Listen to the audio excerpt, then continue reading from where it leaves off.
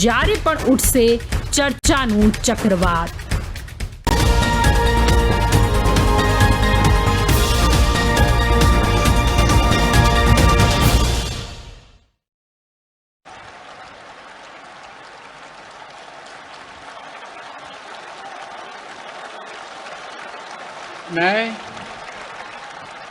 मैं नरेंद्र दामोदर दास मोदी ईश्वर की शपथ लेता हूं कि मैं विधि द्वारा स्थापित भारत के संविधान के प्रति सच्ची श्रद्धा और निष्ठा रखूंगा।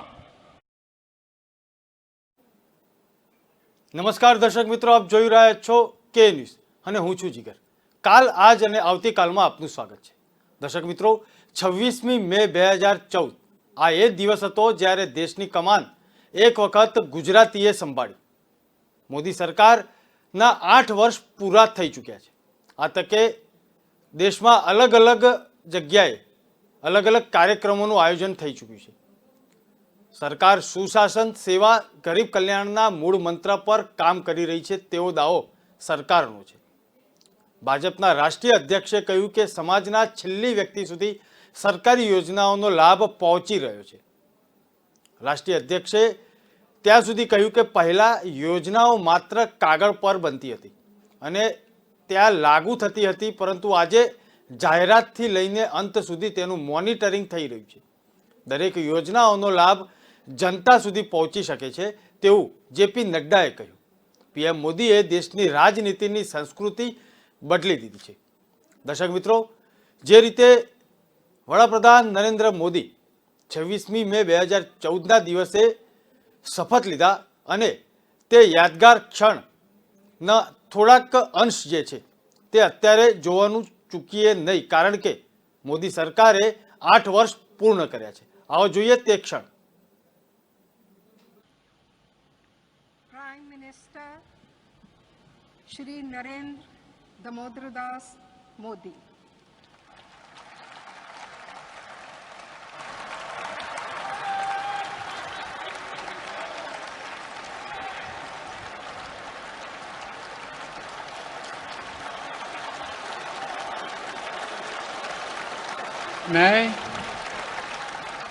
मैं नरेंद्र दामोदर दास मोदी ईश्वर की शपथ लेता हूं कि मैं विधि द्वारा स्थापित भारत के संविधान के प्रति सच्ची श्रद्धा और निष्ठा रखूंगा। मैं भारत की प्रभुता और अखंडता का अक्षुण्ण रखूंगा। मैं संघ के प्रधानमंत्री के रूप में अपने कर्तव्यों का श्रद्धापूर्वक और शुद्ध अंतःकरण से निर्वहन करूंगा तथा मैं भय या पक्षपात, अनुराग या द्वेष के बिना सभी प्रकार के लोगों के प्रति संविधान और विधि के अनुसार न्याय करूंगा।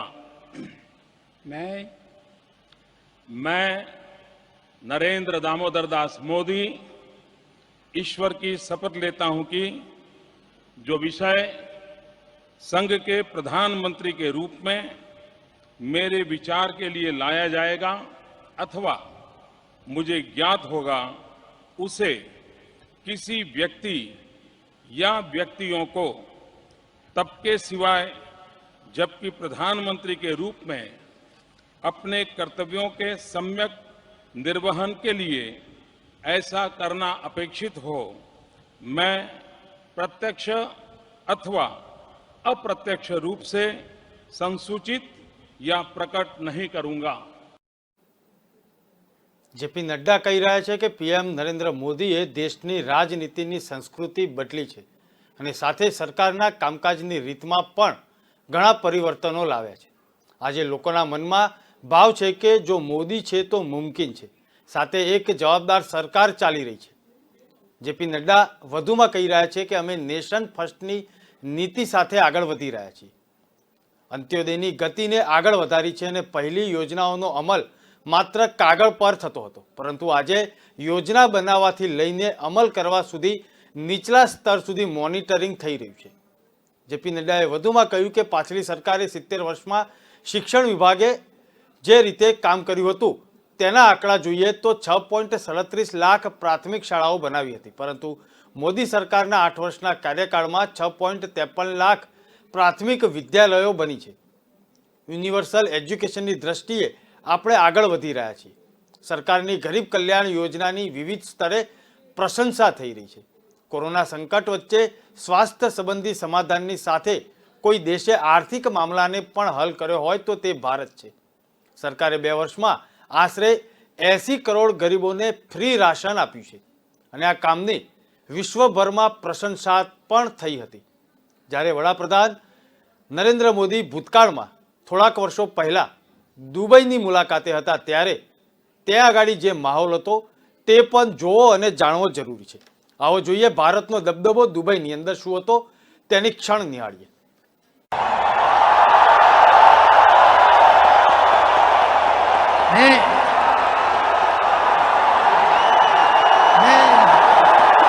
May I give you a standing ovation, please.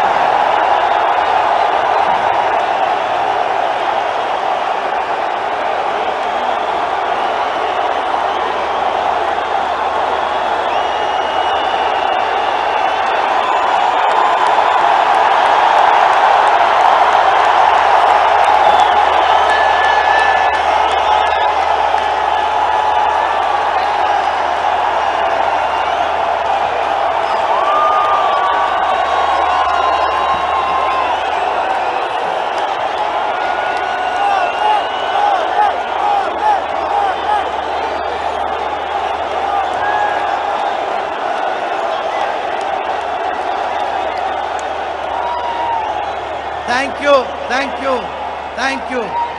Now, Ladies and now, gentlemen, please stand up for a national anthem. National anthem.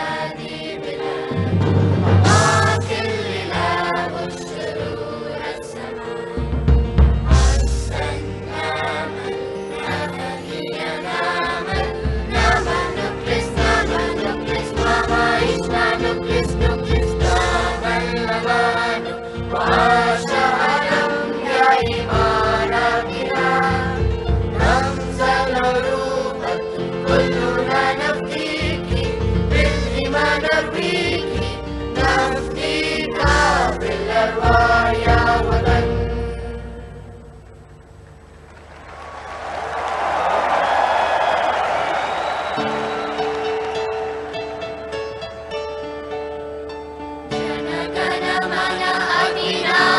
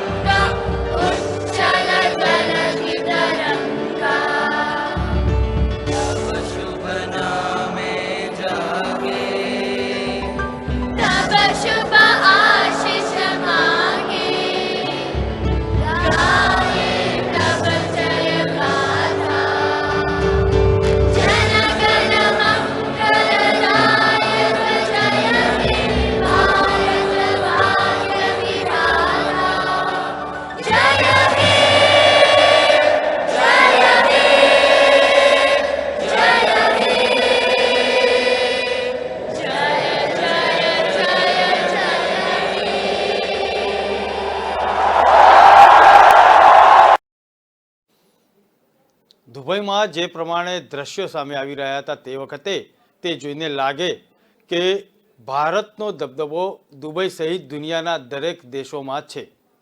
ભાજપના રાષ્ટ્રીય અધ્યક્ષ વધુમાં કહી રહ્યા છે કે કિસાન સન્માન નિધિ હેઠળ અત્યાર સુધીમાં પ્રધાનમંત્રીએ દર વર્ષે 2,000 રૂપિયાના 3 હપ્તાના રૂપમાં 10 હપ્તા આપ્યા છે.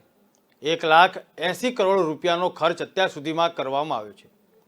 પીએમ મોદી સિમલામાં 11મો હપ્તો પણ ગયા અઠવાડિયે આપી ચૂક્યા છે. સરકાર દ્વારા તે હપ્તો ડાયરેક્ટ ખેડૂતોના ખાતામાં જમા થયો છે.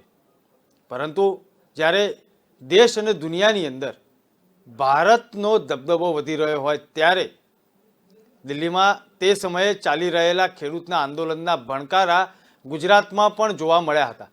ગુજરાતમાં ખેડૂતો દ્વારા ધરણા કરીને નવા કૃષિ કાયદાને રદ કરવા માટે અલગ અલગ જગ્યાએ આવેદનપત્ર પણ આપવામાં આવતા હતા.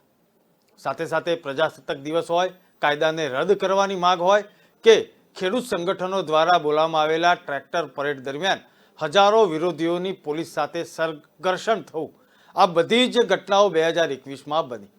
પરંતુ આ વિરોધને સમાપ્ત કરવાનો નિર્ણય પણ વડાપ્રધાન નરેન્દ્ર મોદીની સરકારે લીધો અને નરેન્દ્ર મોદીએ કૃષિ કાયદાને રદ કરવાની જાહેરાત પણ કરી અને સત્તાવાર દરખાસ્ત સરકાર પછી મેળવ્યા પછી દિલ્હીની સરહદો પર તેના વિરોધનો સમાપ્ત કરવાનો નિર્ણય પણ ખેડૂતો દ્વારા લેવામાં આવ્યો હતો.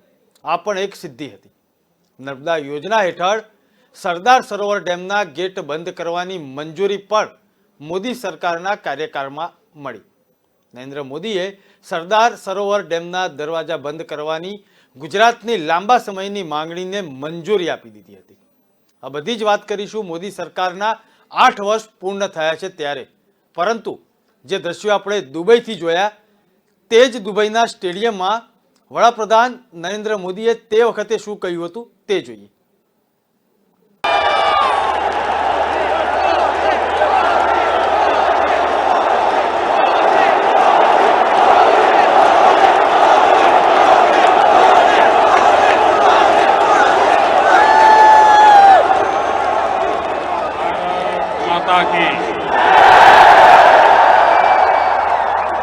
भारत माता की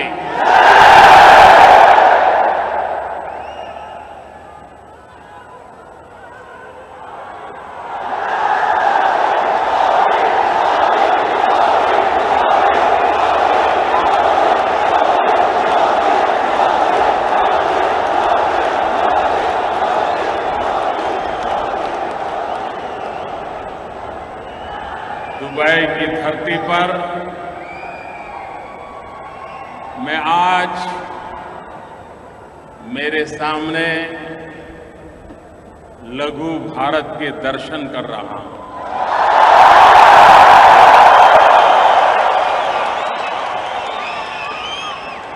हिंदुस्तान के कोने कोने से आए हुए मेरे प्यारे देशवासियों को मैं नमन करता हूं.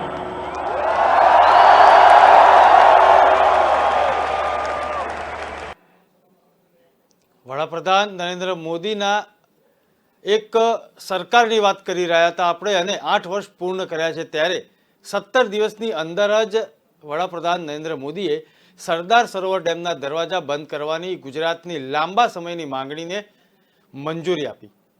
આ પ્રોજેક્ટ ગુજરાતની જીવાદોરી ગણાય છે. મંજૂરી બાદ આ વિષય માટે રચાયેલી સમિતિને વધુ કાર્ય પૂર્ણ કર્યું અને આ પ્રોજેક્ટને લગતા મધ્યપ્રદેશ, રાજસ્થાન, મહારાષ્ટ્ર જેવા રાજ્યોની સમસ્યાઓનું નિરાકરણ કર્યા પછી અને તેમની સંમતિથી આશરે 16 જૂન 2017ના સરદાર સરોવર ડેમના દરવાજા બંધ કરી દીધા. ડેમના દરવાજા બંધ થવાથી આ ડેમની ક્ષમતા 3.75 ગણી વધીને 4.73 મિલિયન મીટર થઈ ગઈ છે. આ એક મહત્વનો નિર્ણય મોદી સરકારનો તે વખતે હતો.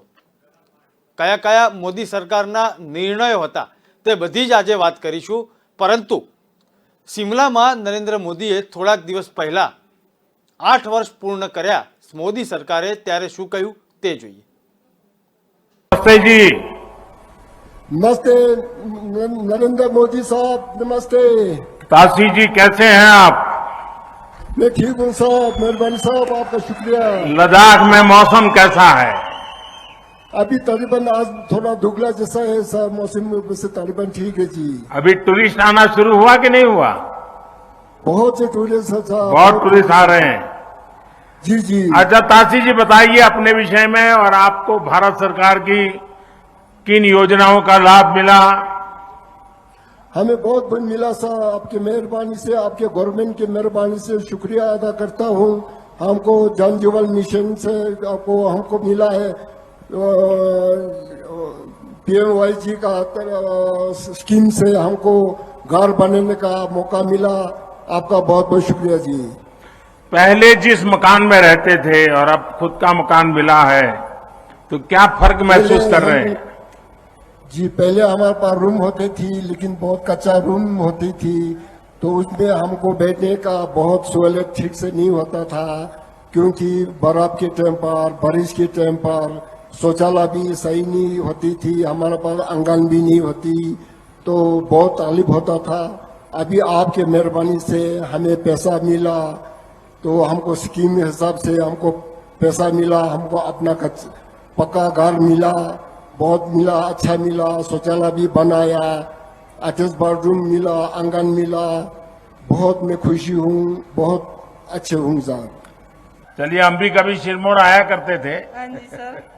अच्छा रमा देवी जी बताइए हमें, समा देवी जी हाँ जी सर। हमें बताइए, आपने भारत सरकार की वो कौन सी योजनाएं हैं जिसका आपने लाभ लिया है, आपको फायदा मिला है?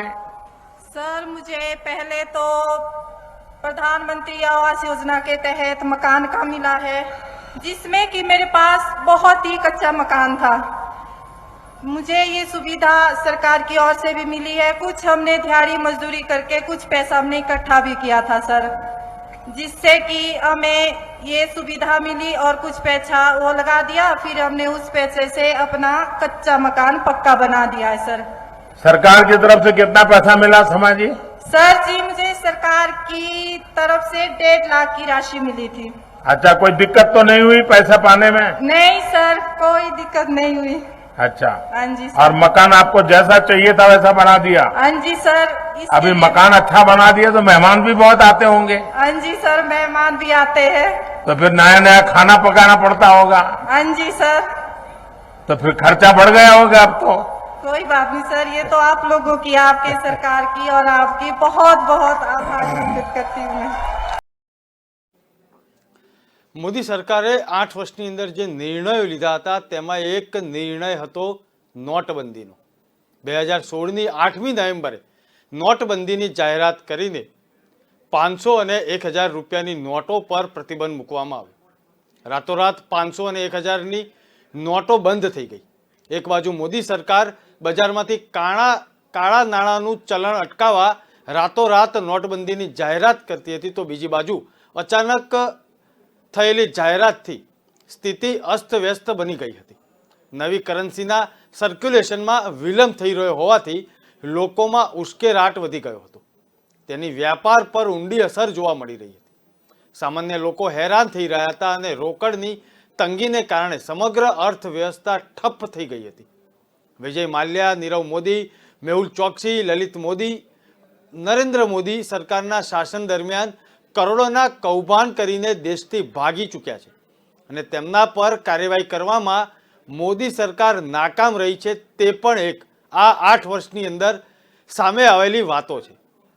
દર્શક મિત્રો, જ્યારે નોટબંધીથી લઈને અલગ અલગ કૌભાંડની વાતો પણ આપણે જ્યારે કરતા હોઈએ, ત્યારે મોદી સરકારના બજેટમાં કયા કયા પ્રકારના જોગવાઈઓ અને કયા કયા પ્રકારની દેશલક્ષી યોજનાઓ જાહેર કરવામાં આવી છે તે પણ જોઈએ। 2022-23ના બજેટમાં નરેન્દ્ર મોદીએ શું કહ્યું બજેટ આપ્યા પછી।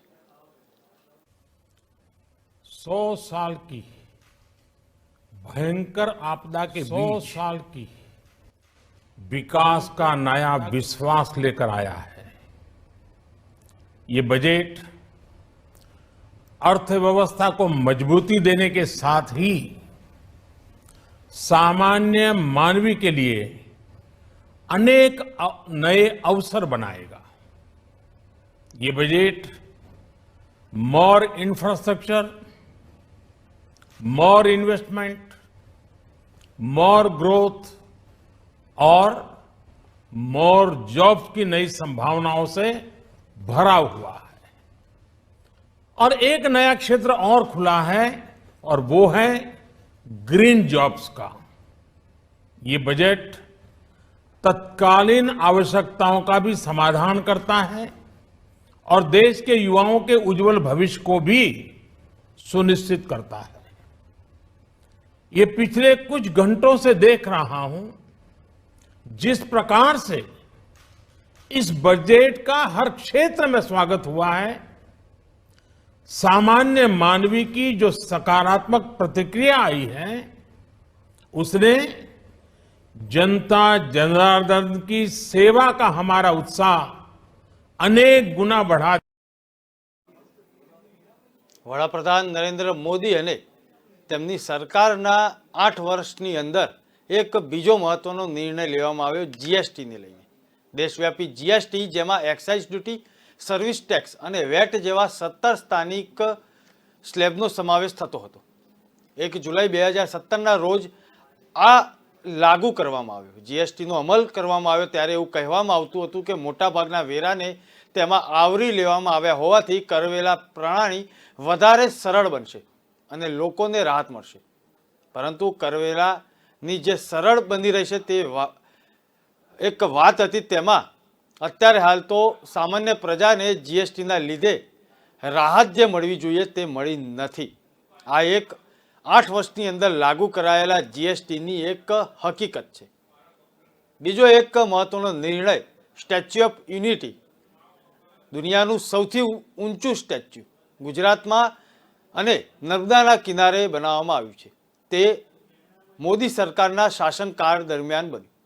વિશ્વની સૌથી ઊંચી સ્ટેચ્યુ ઓફ યુનિટી એ ભારતનું ગૌરવ અને અવિભાજિત અને અખંડિત ભારતને આપણા અમૂલ્ય સરદાર વલ્લભભાઈ પટેલ માટે નિર્ભય સન્માન છે। સ્થાનિક આદિવાસીઓ પ્રતિમાની નજીકના પ્રવાસન માળખાના નિર્માણ માટે જમીન સંપાદનનો વિરોધ કરવામાં આવ્યો, જ્યારે તેમને રોકડ જમીનનું વળતર અને નોકરીની ઓફર પણ કરવામાં આવી હતી। આજુબાજુના કેવડિયા, વાઘોડિયા, લીંબડી, નવાગામ, ગોરા જેવા ગામોમાં લોકોએ પ્રતિમાના નિર્માણ સામે વિરોધ પણ કર્યો હતો। ડેમના નિર્માણ સામે અગાઉ મેળવેલી 375 હેક્ટર જમીન પરના હક્કો પરત કરવાનો દાવો કર્યો હતો। તો બીજી બાજુ પ્રવાસનમાંથી આવકને વેગ મળી રહ્યો હતો। મોટી સંખ્યામાં હોટલ, પરિવહન અને અન્ય સેવાઓના લાભ મળી રહ્યા છે। સ્ટેચ્યુ ઓફ યુનિટીએ વિશ્વ સ્તરે નામના મેળવી છે। અનેક દેશોમાંથી લોકો પ્રવાસન માટે ગુજરાતની અને સ્ટેચ્યુ ઓફ યુનિટીની મુલાકાત લઈ રહ્યા છે। અને આ જે એક ગૌરવ જે છે તે ગુજરાતની ધરતી પર લાવનાર વડાપ્રધાન નરેન્દ્ર મોદી તેમના શાસનકાળ દરમિયાન તેને સાકાર કરવામાં સફળ રહ્યા છે। दलित, पिछड़े, ये सभी वर्गों को मिलेगा। इस बजट का एक महत्वपूर्ण पहलू है गरीब का कल्याण। हर गरीब के पास पक्का घर हो, नल से जल आता हो, उसके पास शौचालय हो, गैस की सुविधा हो, इन सभी पर विशेष ध्यान दिया गया है। इसके साथ ही आधुनिक इंटरनेट कनेक्टिविटी पर भी उतना ही जोर है। जो भारत के पहाड़ी क्षेत्र हैं, हिमालय का पूरा पट्टा, जहां जीवन आसान बने, वहां से पलायन ना हो, इसे ध्यान में रखते हुए भी नई घोषणा की गई है। हिमाचल, उत्तराखंड, जम्मू कश्मीर, नॉर्थ ईस्ट ऐसे क्षेत्रों के लिए पहली बार देश में पर्वतमाला योजना शुरू की जा रही है। ये योजना पहाड़ों पर ट्रांसपोर्टेशन और कनेक्टिविटी की आधुनिक व्यवस्था का निर्माण करेगी और इससे हमारे देश के जो सीमावर्ती गांव है, बॉर्डर के गांव है, जिसका वाइब्रेंट होना जरूरी है, जो देश की सिक्योरिटी के लिए भी आवश्यकता है, उसको भी बहुत बड़ी ताकत मिलेगी। ગુજરાતના મુખ્યમંત્રી બન્યા પછી દેશના વડાપ્રધાન નરેન્દ્ર મોદી બન્યા ત્યારે તેમણે આટલા વર્ષોમાં ગુજરાતને શું આપ્યું તેના પર પણ એક નજર કરવી આવશ્યક છે। 8 વર્ષની અંદર ગુજરાતમાં અને ગુજરાતની ધરતીને શું મળ્યું તે પણ જોઈએ તો ગુજરાતમાં લાંબા સમયથી એવી માંગ ઉઠી રહી હતી કે રાજ્યમાં એમ્સ જેવી હોસ્પિટલ હોવી જોઈએ। ગુજરાતના મુખ્યમંત્રી તરીકે નરેન્દ્ર મોદી ગુજરાતની આ જરૂરિયાતને સારી રીતે સમજતા હતા અને આ જ કારણ છે કે જ્યારે તેઓ વડાપ્રધાન બન્યા ત્યારે તેમણે આ વિષયને પ્રાધાન્ય આપ્યું અને ગુજરાતના રાજકોટમાં એમ્સની સ્થાપનાની મંજૂરી આપી। ડિસેમ્બર 2020માં નરેન્દ્ર મોદીએ રાજકોટ એમ્સનો શિલાન્યાસ કર્યો। લાઇટ હાઉસ પ્રોજેક્ટ એ કેન્દ્રીય શહેરી બાબતોના મંત્રાલયની મહત્વાકાંક્ષી યોજના છે જેનો અંતર્ગત સ્થાનિક આબોહવા અને ઇકોલોજીને ધ્યાનમાં રાખીને લોકોને કાયમી આવાસ આપવામાં આવી રહ્યું છે। ત્યારે આ પ્રોજેક્ટ માટે જે રાજ્યોની પસંદગી કરવામાં આવી છે તેમાં ત્રિપુરા, ઝારખંડ, ઉત્તર પ્રદેશ, મધ્યપ્રદેશ, તામિલનાડુ અને ગુજરાતનો સમાવેશ થાય છે। આ પ્રોજેક્ટમાં ખાસ કરીને ટેકનોલોજીનો ઉપયોગ કરીને સસ્તા અને મજબૂત મકાનો બનાવવામાં આવી રહ્યા છે। આ લાઇટ હાઉસ પ્રોજેક્ટ હેઠળ બનેલા તમામ મકાનો સંપૂર્ણપણે ભૂકંપ પ્રતિરોધક હશે। રાજકોટમાં લાઇટ હાઉસ પ્રોજેક્ટ હેઠળ 1144 આવાસો બનાવવામાં આવી રહ્યા છે। ત્રીજી એક મહત્વાકાંક્ષી યોજના વડાપ્રધાન નરેન્દ્ર મોદીનું એક સ્વપ્ન હતું તે છે બુલેટ ટ્રેન। ગુજરાતનું અમદાવાદ અને મહારાષ્ટ્રનું મુંબઈ બુલેટ ટ્રેનના પ્રત્યક્ષ સાક્ષી બનશે। 14 સપ્ટેમ્બર 2017ના રોજ વડાપ્રધાન નરેન્દ્ર મોદીએ જાપાનના ભૂતપૂર્વ વડાપ્રધાન શિન્ઝો આબેની ઉપસ્થિતિમાં આ પ્રોજેક્ટનો શિલાન્યાસ કર્યો હતો। આ બધી જ વાતો આપણે કરી રહ્યા છીએ ત્યારે વડાપ્રધાન નરેન્દ્ર મોદીએ 2022-23ના બજેટમાં વધુ શું વાતો કરી તે જોઈએ। उत्तर प्रदेश, झारखंड, बिहार, पश्चिम बंगाल, इन राज्यों में गंगा किनारे नेचुरल फार्मिंग को प्रोत्साहन दिया जाएगा। इससे मां गंगा की सफाई का जो अभियान है उसमें मां गंगा को केमिकल मुक्त करने में भी बहुत बड़ी मदद मिलेगी। बजट के प्रावधान यह सुनिश्चित करने वाले हैं कि कृषि लाभप्रद हो, इसमें नए अवसर हो, नए एग्रीकल्चर स्टार्टअप्स को प्रोत्साहन देने के लिए विशेष फंड हो या फिर फूड प्रोसेसिंग उद्योग के लिए नया पैकेज। इससे किसानों की आय बढ़ाने में बहुत मदद मिलेगी। एमएसपी खरीद के माध्यम से किसानों के खाते में 2.25 लाख करोड़ रुपए से भी ज्यादा सीधे ट्रांसफर किए जा रहे हैं। कोरोना काल में एमएसएमई यानी हमारे छोटे उद्योगों की मदद और उनकी सुरक्षा के लिए देश ने लगातार अनेक निर्णय लिए थे, अनेक प्रकार की मदद पहुंचाई थी। इस बजट में क्रेडिट गारंटी में रिकॉर्ड वृद्धि के साथ ही कई नई योजनाओं का ऐलान किया गया है। डिफेंस के कैपिटल बजट का 68% डोमेस्टिक इंडस्ट्री को रिजर्व करने का भी बड़ा लाभ भारत के एमएसएमई सेक्टर को मिलेगा।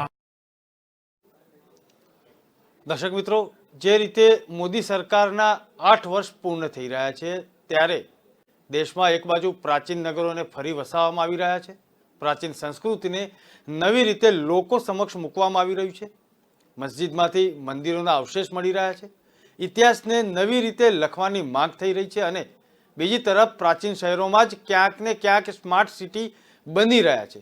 બુલેટ ટ્રેન, મેટ્રો ટ્રેનને દોડાવવાના અનેક પ્રયાસો થઈ રહ્યા છે। ઇલેક્ટ્રિક કાર માટે પ્રોત્સાહન આપવામાં આવી રહ્યું છે અને દેશના ખૂણે ખૂણે એરપોર્ટ બની રહ્યા છે, સુપર હાઈવેના નિર્માણ કાર્ય ચાલી રહ્યા છે। દર્શક મિત્રો, મોદી સરકારના 8 વર્ષના લેખાજોખા અત્યારે હાલ જ્યારે મોદી સરકારે 8 વર્ષ પૂરા કર્યા છે ત્યારે અમારા વિશેષ કાર્યક્રમ કાલ, આજ અને આવતીકાલમાં કરે। આવતીકાલે ફરીથી એક વિષય સાથે મળીશું। ત્યાં સુધી મને રજા આપશો. નમસ્કાર.